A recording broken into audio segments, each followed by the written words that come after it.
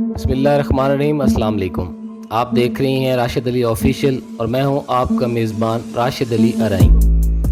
پٹواری اور یوتھیا، یہ کہانی آج گھر گھر کی ہے۔ ایسی کہانی آپ کو ایک سناتے ہیں کہ ایک محلے میں دو بھائی رہتے تھے۔ بڑے کا نام شاکر اور چھوٹے کا نام عادل تھا۔ اللہ جانتا ہے میں نے دونوں بھائیوں میں ایسی بے مثال محبت کم ہی دیکھی تھی۔ دونوں ایک دوسرے کے بہترین دوست بھی تھے۔ کرکٹ کھیلنے جاتے تو دونوں اکٹھے جاتے، محلے میں کسی سے لڑائی ہو جاتی تو دونوں مل کر اس کی پھینٹی لگاتے، فلمیں اکٹھے بیٹھ کر دیکھتے اور عید پر ایک دوسرے کو جپھیاں ڈال کر مبارکبادیں دیتے۔ سارے محلے والے اپنے بچوں کو شاکر اور عادل کی مثالیں دیا کرتے تھے کہ دیکھو ایسے ہوتے ہیں بھائی۔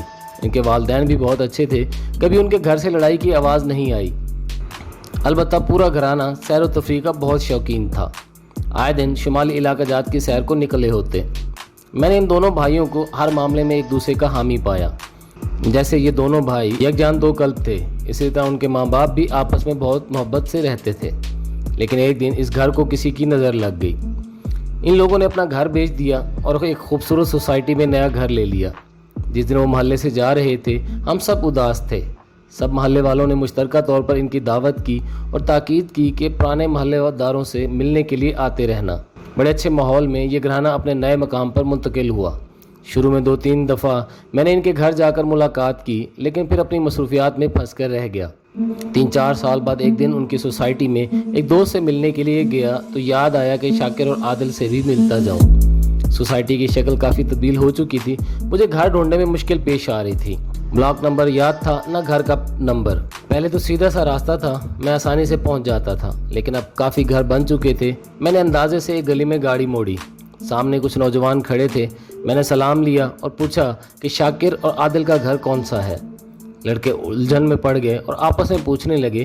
اچانک مجھے یاد آیا کہ شاکر کی ایک بہت بڑی نشانی ہے کہ اس کا قد معمول سے کافی لمبا ہے۔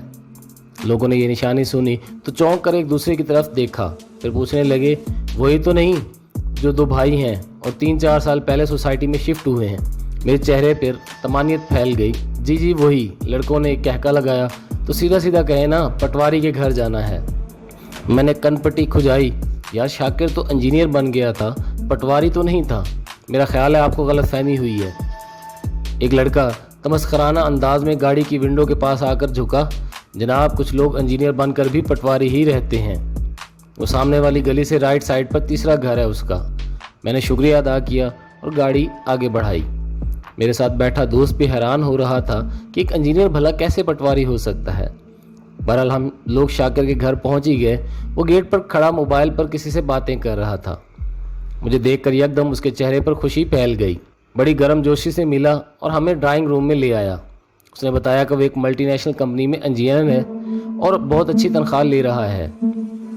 میں نے مبارکباد دی اور پوچھا کہ تمہارا چھوٹا بھائی عادل کدھر ہے؟ شاکر نے منہ بنایا، وہ یوتھیا ہوگا کسی دوست کے پاس۔ ایک دم سے میرے دماغ کی ساری گرہیں کھل گئیں۔ پٹواری اور یوتھیا، ساری بات سمجھ میں آ گئی۔ پھر اس کے بعد جو کچھ پتہ چلا وہ انتہائی تکلیف دہ تھا۔ شاکر پٹواری بن چکا تھا اور عادل یوتھیا۔ پٹواری ہونا کوئی بری بات نہیں اور یوتھیا کا لفظ یوتھ سے نکلا ہے، نوجوانی کی طرف اشارہ کرتا ہے۔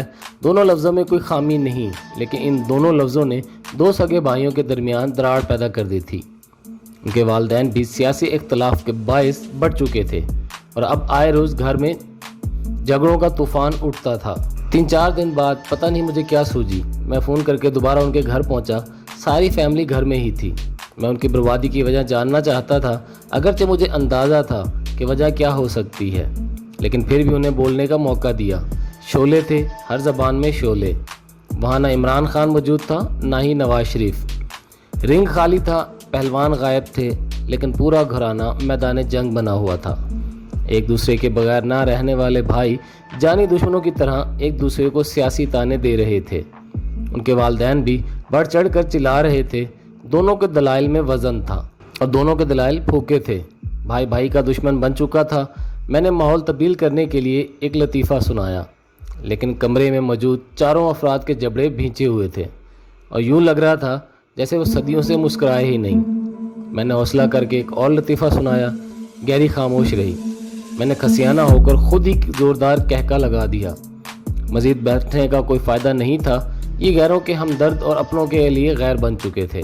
पटवारी दावा कर रहा था कि नवाज शरीफ इस मुल्क का निजात दहिंदा है, उसने मुल्क को बचाया है, तरक्की दी है, आवाम के लिए उसके दिल में दर्द है। यूथिया चीख रहा था कि आवाम का असल दर्द इमरान खान के दिल में है, उसने नौजवान को शऊर दिया है, मुल्क को लुटेरों से बचाया है, वही मेरा लीडर है। इस बात को 2 माह गुजर गए। मैं भी सब भूल भाल कर अपने कामों में लग गया कि एक रात 3:30 बजे मुझे शाकिर के वाले साहब की कॉल आई। मैं अमूमन रात को मोबाइल ऑफ़ कर देता हूँ, लेकिन उस दिन शायद मुझे ये फ़ोन सुनना था। ज़ारों कतार रो रहे थे। मैं घबरा कर उठ बैठा। पता चला कि उनकी अहलिया सीढ़ियों से गिर गई हैं और अस्पताल की एमरजेंसी में हैं। मैं फौरी तौर पर निकला और सीधा अस्पताल पहुँच गया। शाकिर और आदिल की वालदा बेहोशी के आलम में थी, माथा फट चुका था और इंतहाई सीरियस कंडीशन थी। दोनों भाई ज़ारों कतार रोते हुए मुझसे लिपट गए। फौरी तौर पर ओ नेगेटिव ग्रुप के खून की 3 बोतलों की ज़रूरत थी और रात के इस पहर अस्पताल में भी इत्तफाक से ये ग्रुप मुयस्सर नहीं था। थोड़ी देर में सोसाइटी के वो लड़के भी वहाँ आ गए जिनसे मैंने एड्रेस पूछा था।